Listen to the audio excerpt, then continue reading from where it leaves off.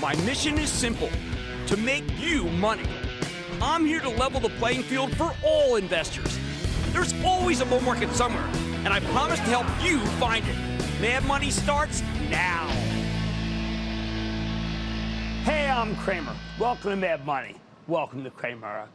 Other people, one of my friends, I'm just trying to help you make some money. My job is not just to entertain you, but to educate and teach you. So call me at 1-800-743-CNBC or tweet me at Jim Cramer. Next year at this time, I need you to remember something. About a month before this moment, we will hear a bit of the most expensive doggerel anyone can utter. Sell in May and go away. So I need you to remember that we just had an amazing May. One of the best Mays ever, one of the best months ever, leading to a tremendous run right into June. While we pulled back today, Dow dipping 200 points, S&P declining 0.2%, NASDAQ edging 0.09% down. We can't ignore the lessons of this incredible May. The biggest lesson being sometimes maybe you need to take some pain to get the big gain. First, because of last month's rally, the NASDAQ's now on pace for its best first half since 1991. That's incredible. It's being led by what I call the Magnificent Seven: Apple, Amazon, Alphabet, Meta, Microsoft, Tesla, and of course, NVIDIA, which just had one of the most phenomenal concise runs I've ever seen. Now, all of these moves, all seven, were driven by company ingenuity, not actions by the federal government or the Federal Reserve, whose moves managers obsess on, thereby missing the big picture. Each one of these moves has a story to tell. For example, Apple sold off a bit today, as it almost always does after it rallies into the Worldwide Developers Conference. That's an annual event. It's like a celebration of all things Apple and Apple-related. Today, we got a glimpse of a special augmented reality headset that's priced at $3,500. I thought that was pricey, but the stock barely went down. Was up a little bit beforehand. I think this is a high price point. Now, I don't exactly see all the appeal, but most of the younger people in the office went nuts for the presentation. You know me, I'm a numbers guy. I didn't get what I wanted today. It's not what it's for. I'd much prefer Apple highlight other good things, like a pickup in their services business for the third straight month. Morgan Stanley, thank you. Or its growing geographic reach with lots of new sales coming from Brazil, the Philippines, Indonesia, and of course, India. These relatively new markets could increase Apple's core user base from 2 billion to 3 billion. They may be the best expression of what's to come. You know, my view on Apple hasn't changed. Own it, don't trade it. As for Amazon, I've been hard on these guys, thinking they hired way too many people during the pandemic and weren't about making aggressive cutbacks. Now, though, after 2 rounds of layoffs totaling 27,000 people, including many in the company's headquarters staff, and those are expensive people, Amazon's just put out a 37-project kill list, which is great news, as they did have a lot of expensive loss-making projects. I think the cost will come down at the same time the consumer's desire to shop in person post-pandemic is finally waning. We know that. It's simply way more convenient, often cheaper, to get everything you need from AutoShip from Amazon Prime. I was also concerned that Alphabet had missed the boat, particularly in artificial intelligence, but I was wrong. It had more in the space than I thought, and that could be enough to keep the engine going. Meta has embraced efficiency like no other, as Mark Chainsaw Zuckerberg realized his company was spending too much money on too many different projects that weren't paying off. Now they're focused on taking business from TikTok with Reels, while improving Instagram and more or less getting around Apple's privacy rules that hurt targeted advertising.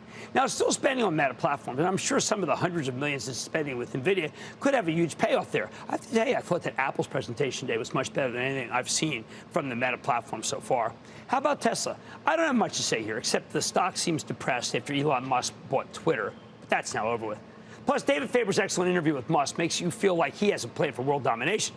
I'd be kicking myself if I hadn't started pushing it again 70 points ago.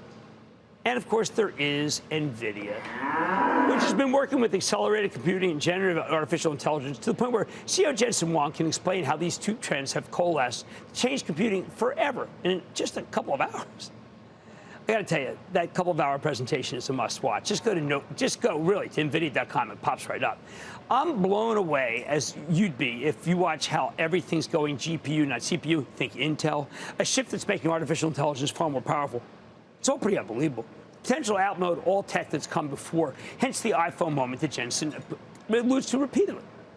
We were fortunate enough for the Travel Trust to get into all these except Tesla. So now what do?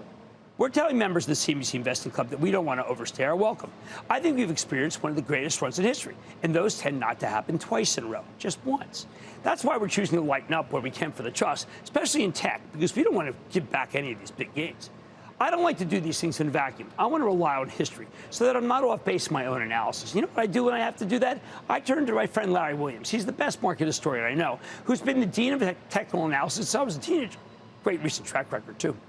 Williams has done some amazing work showing that while we're still in a bull market, and that's definite, we're still in a bull market, his cycle work suggests that we're going to be in a bit of a tougher run here. To quote him, and you can see where we are, stock prices bob and weave like a prize fighter. While I expect the breakout that killed the bears last week to continue a bit, and that's that spike up, more traders should be prepared for a pullback to begin.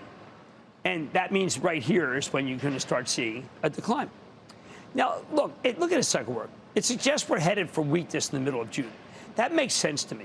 I believe the Fed will choose not to raise rates when it meets next week. But you know what that's going to do? It's going to put an immense amount of pressure on every single data point once we're past the meeting. And I think every stronger number will cause a decline. Then the bears, many of them uber-rich hedge fund managers who missed this move entirely, as well as an endlessly bearish analyst with a lot of followers, will come on air and bloviate about how you won't make any money in stocks. Never mind that we're already up 20% from the bottom right now. Rather than wait for the cyclical weakness coming up, I lighten up ahead of time, which is what we're doing right here for the trust, okay? And I made that very clear both in our morning meeting and in our home stretch broadcast. If you remember the club, you'd catch these, and I think you'd really enjoy them. Now, I know, as my friend and colleague David Kostin from Goldman Sachs put this weekend in his invaluable Kickstart document, we have, and I'm going to quote, narrow breadth, mega cap, and AI-driven tech rally, end quote. That, he says, has, quote, lifted the S&P 500 by 12% to a year-to-date to a high of 4282, end quote. Last Thursday, a new phase began, a broadening out of the breadth to include some cyclicals and even some financials. There are plenty of people out there who think that this is what we've been waiting for, that this is good news. These people are blind to the fact that we just had what we were waiting for, replete with the crowning of a brand new mega cap, NVIDIA. We don't want to overstay our welcome as the market broadens. We want to take some profits and set up for the next wave of the cycle, which is down but not out. If you sell some here, you can leg in this area. And that's what I want to do. Now, a word on my work, okay? So often, if you watch the show, you know exactly what I'm talking about. You know chapter and verse, how I speak and what I speak, and I speak very plainly, like nobody else on TV or anybody else on Wall Street. But if you read a summary of what I have to say, it will be distilled into something that often I didn't mean or say. I used to care a great deal about this, but in my 18th year of the show, I can no longer worry about those who read the summaries.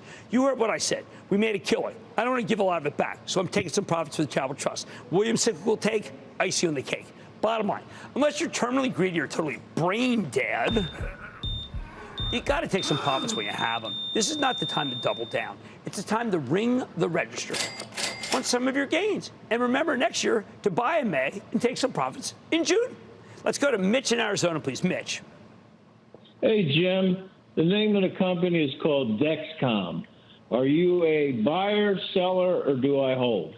I think the Dexcom device is miraculous, and I am a buyer and have been a buyer for, I'd say, probably close to 100 points.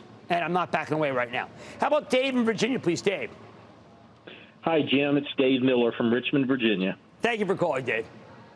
Sure. Third-time caller, long-time listener back to the Kudlow and Cramer days. Wow. And talking more than 20 years. Thanks for everything you do. You've helped me comfortably retire this year. Thank you so much. Thank you. That's just great. Thank you. Jim, back in late April, I sold half my position in ExxonMobil, about a 40% gain. And obviously, in the last 5 or 6 weeks, we've seen what's happened to the oil stocks. So I'm looking to get back in. And my question... No, I don't want you to do that. I think that, no, because I thought, as I said this morning on Squawk on the Street, fade the oil move. I didn't believe it. What matters is that the Russians and the Americans are pumping, not the Saudis. I do not see a lot of upside in oil. I myself was regretful that we were not able to sell some of our oils earlier today. Do not touch the oils. They're going lower. Let's go to Peter in California, please. Peter. Jim, hi. Thanks for taking my call. Quite welcome. I've held this stock for a while. It's been up and down. Boeing, what do you think?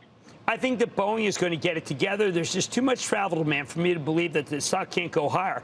However, it has got so many different problems that it tends not to go up in a straight line. So I need you to be patient with Boeing, but I think because of long-term travel demand, it will be strong. All right, listen to me. Forget the phrase sell in May and go away. I think you should remember to buy in May and take some profits in June. On Mad Money tonight, we've got a strong May, and June's looking to continue. But I'm digging into the big rally Friday and see what got it going. Don't share the idea that it's going to keep going. Then Five Below deserves 5 stars after earnings. So what changed the story? I'm breaking down the quarter and giving you my take. And the ad market continues to innovate with continued advancements in AI and streaming. Where does the trade desk, a real winner, fit in? I'm checking in with the CEO, so stay with Cramer.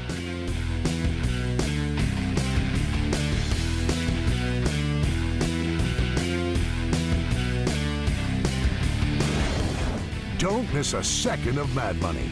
Follow @Jim Cramer on Twitter. Have a question? Tweet Cramer. #MadTweets. Send Jim an email to madmoney@cnbc.com or give us a call at 1-800-743-CNBC. Miss something? Head to madmoney.cnbc.com.